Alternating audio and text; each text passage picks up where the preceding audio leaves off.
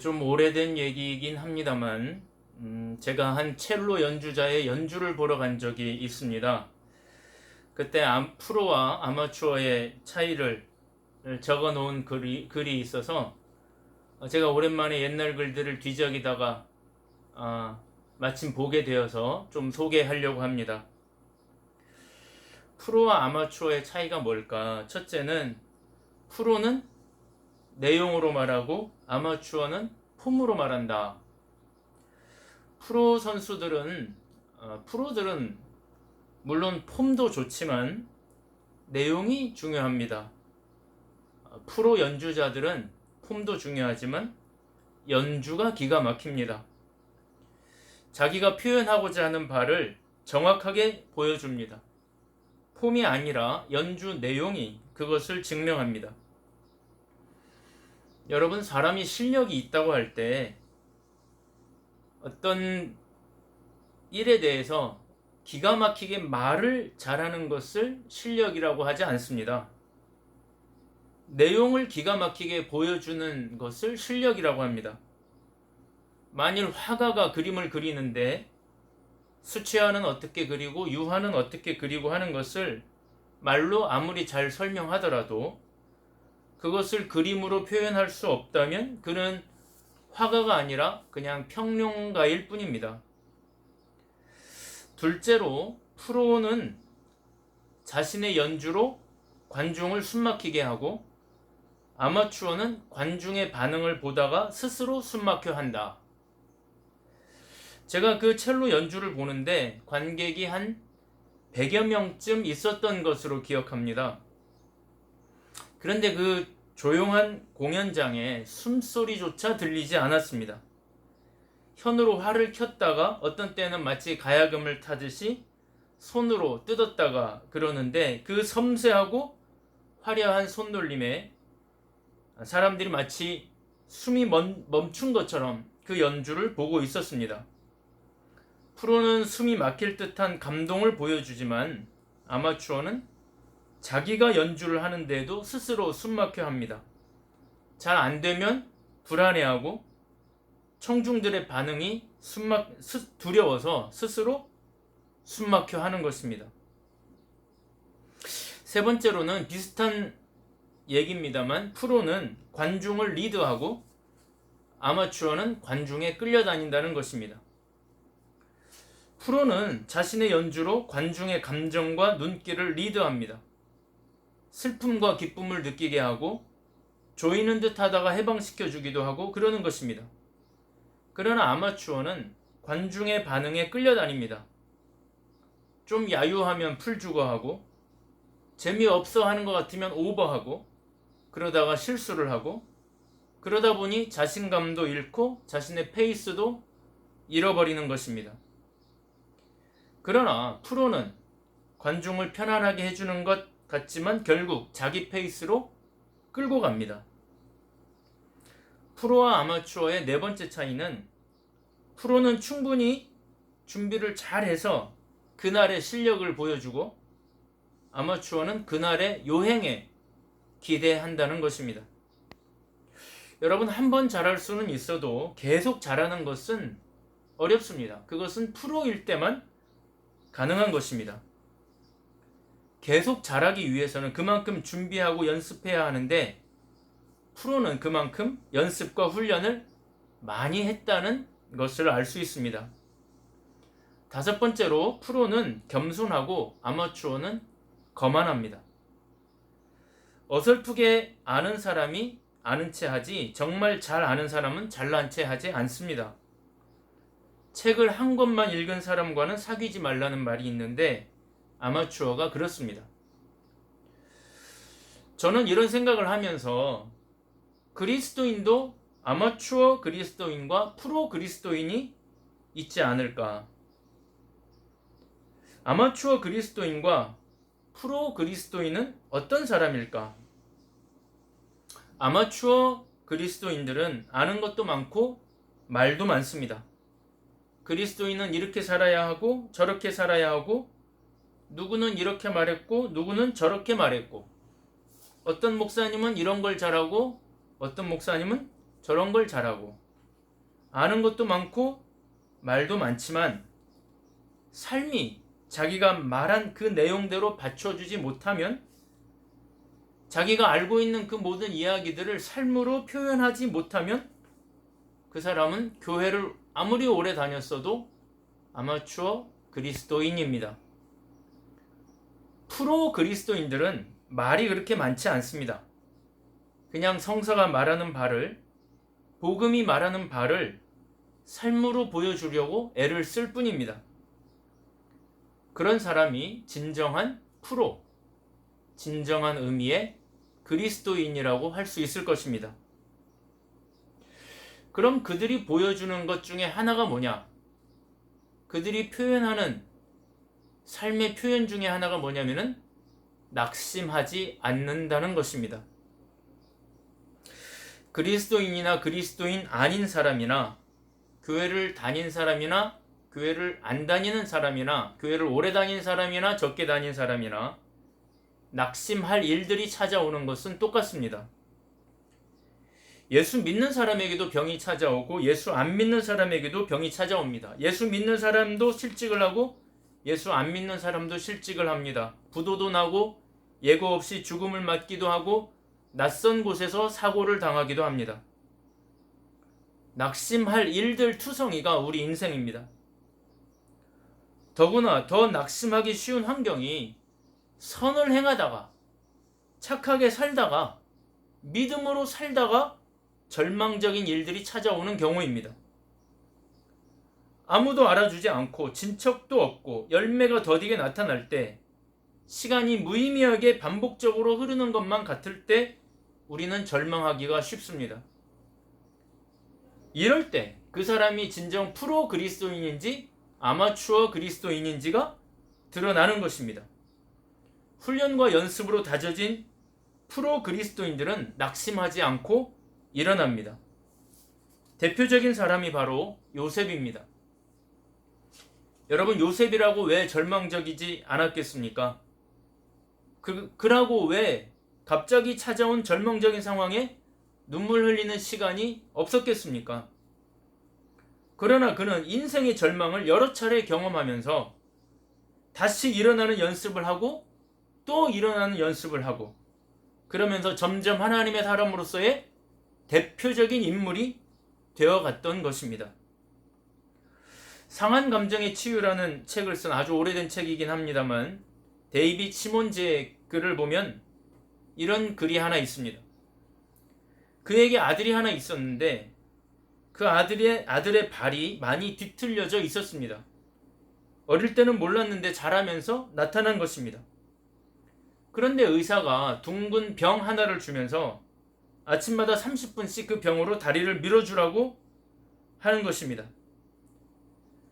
아버지는 아이가 고통스러워하고 때로는 자기를 째려보며 아빠 미워 하는 말을 하는데도 그 말을 들으면서도 그 아들의 발을 하루 30분씩 수년간 밀어주었습니다.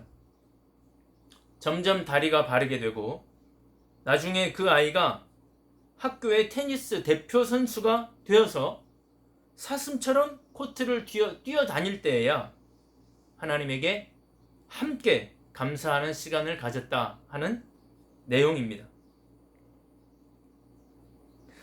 제가 청년부 사역할 때 한 인도 목사님이 와서 설교를 하신 적이 있습니다. 나가랜드라고 하는 나라의 탱가셋이라고 하는 현지 교회 목사님이셨습니다. 이 나가랜드는 인도에서 독립을 원하는 소수 민족이 사는 조그만 소도시인데 그 중에 약 90%가 그리스도인이라고 합니다. 그런데 그 목사님의 설교의 은혜도 많이 받았지만 그때 우리 청년들이 은혜를 많이 받은 자매가 한 명 있었습니다. 그 인도 목사님을 따라와서 통역을 해준 자매였습니다. 그 당시 나이로 한 20대 후반 정도 되어 보이는 그 자매가 완전히 매끄럽지는 않지만 영국식도 아니고 인도식도 아닌 특유의 억양과 투박한 영어를 사용하는 그 인도 목사님의 영어를 너무나도 잘 통역해 주어서 우리 청년들이 많은 은혜를 받았는데, 그 설교보다 더 은혜를 받은 것은 그 자매가 불렀던 찬양 때문입니다. 그 자매가 찬송가 305장 어메이징 그레이스를 불렀는데 얼마나 열창을 하든지 마치 영혼을 실어서 부르는 찬양, 영혼을 실어서 부르는 찬양이라는 게 바로 저런 거겠구나 하는 느낌이 들 정도로 우리 모두가 다 은혜를 받았습니다. 왜냐하면 그 자매가 두 팔이 없는 자매였기 때문입니다. 두 개의 팔 모두가 을수였습니다. 청소년 시절에 열차를 타려다가 그만 열차에서 떨어져서 현장에서 팔 두 쪽을 다 잃은 것입니다. 완전히 절망할 수밖에 없는 상황이었지만 그 청소년 시절을 훌륭하게 보내고 미국 유학도 다녀오고 독일어를 독학으로 공부해서 독어 통역도 가능한 그런 자매였습니다. 그 당시만 해도 자기보다 더 어려운 장애인들을 섬기는 장애인 사역을 하는 자매라고 소개를 했습니다.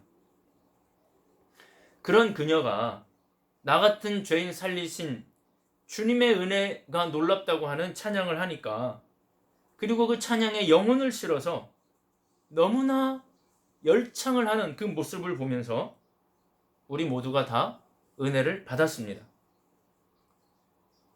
은혜를 받은 또 한 명의 자매가 있었는데, 그건 누구냐면은 그 자매와 함께 와서 피아노를 쳐주는 그녀의 언니였습니다. 그 언니가 그 자매의 청소년 시절을 함께 동행해 주었습니다. 먹는 것, 옷 입는 것, 화장실 가는 것까지 따라다니면서 뒷처리를 해주는 그런 언니였습니다. 모든 불편함을 이 언니가 감당해 주었습니다. 이 두 자매 모두 꽃다운 청소년 시절, 다른 소녀들처럼 재미있는 자기만의 삶을 왜 살고 싶지 않았겠습니까? 그리고 자신들의 처지를 불쌍하게 여기며 언니는 언니 나름대로, 동생은 동생 나름대로 왜 우리는 이렇게 살아야 되는가 하는 불평과 지금의 자기 처지를 보상받고 싶어하는 자기 연민에 빠질 때가 왜 없었겠습니까? 그러나 이 두 소녀는 그 모든 것을 믿음으로 극복하고 훌륭하게 성장을 해서 많은 사람에게 찬양을 선물하고 지금도 어려운 이웃을 돕는 사역을 하고 있는 것입니다. 그들은 무엇을 믿기에 그게 가능했던 것일까? 그게 오늘 우리가 읽은 갈라디아서 6장 8절 9절입니다. 자기의 육체를 위하여 심는 자는 육체로부터 썩어질 것을 거두고 성령을 위하여 심는 자는 성령으로부터 영생을 거두리라. 우리가 선을 행하되 낙심하지 말지니 포기하지 아니하면 때가 이름에 거두리라. 그들은 육체를 위해 심으면 육체의 유익을 얻지만 선한 일을 위하여 선한 것을 심으면 반드시 선한 열매를 거두게 되리라는 것을 믿었기 때문에, 하나님이 그렇게 해주신다는 것을 믿었기 때문에 그런 삶을 살 수 있었던 것은 아닐까. 얼마 전에 저의 페이스북에도 올렸지만 제 아내는 희귀한 질병이 하나 있습니다. 갑자기 머리로 전기 충격 같은 쇼크가 오면 오른쪽 팔과 다리에 마치 피가 다 나가버리는 것과 같은 무력감이 찾아옵니다. 다시 따뜻한 피가 온몸에 흐르기까지 약 2시간 정도가 소요가 되는데, 그 시간 동안에는 꼼짝없이 침대 신세를 져야 하는 그런 질병입니다. 그런 고통이 하루에 한 번만 와도 견디기 힘든데, 어떤 날은 하루에 2번, 어떤 날은 하루에 3번, 심한 경우에는 4번, 그런 고통이 매일 수십 일간, 어떤 경우에는 50일까지도 그런 고통이 반복될 때가 있었습니다. 연속으로 그런 일들이, 그런 고통이 매일매일 수십 일씩 찾아올 때 저희 부부는 마음이 절망과 탄식으로 바뀔 때가 왜 없었겠습니까? 참 많았습니다. 그럼에도 불구하고 저희가 우리의 삶과 우리의 사명, 어르신을 섬기고 교회를 섬기는 일을 그만두지 못하는 것은 결국 우리의 사역을 통해 우리가 버티면서 우리의 삶을 살아나갈 때 어딘가에서 어떤 사람에게는 반드시 열매가 나타나게 될 것이라는 것을 믿기 때문입니다. 우리는 우리의 삶을 이렇게 아프기만 하다가 무의미하게 종결하고 싶지 않기 때문입니다. 사랑하는 여러분, 오늘 우리의 삶의 투쟁, 오늘 우리가 살아내는 우리의 하루하루는 결코 무의미하지 않다고 믿습니다. 오늘도 선한 일을 위하여, 하나님 나라를 위하여, 오늘도 우리의 삶의 현장에서 더욱 아름다운 열매를 맺기 위하여 선하고 아름다운 투쟁을 투쟁하고 계시는 사랑하는 여러분, 하나님이 저와 여러분과 함께 하고 계시며 우리가 포기하지 않으면 때가 될 때 선하고 아름다운 열매로 응답하실 것을 믿고 믿음으로 여러분의 삶을 견디시기를 바랍니다. 어쩌면 우리가 모르는 사이에 어딘가에서는 우리가 알지 못하는 열매가 이미 맺히고 있을지도 모릅니다. 저와 여러분의 삶의 투쟁을 보고 누군가는 이미 위로를 받고 있을지도 모릅니다. 하나님의 선하신 섭리를 믿으시고 오늘도 힘내시고 오늘도 승리하는 저와 여러분 되시기를 바랍니다.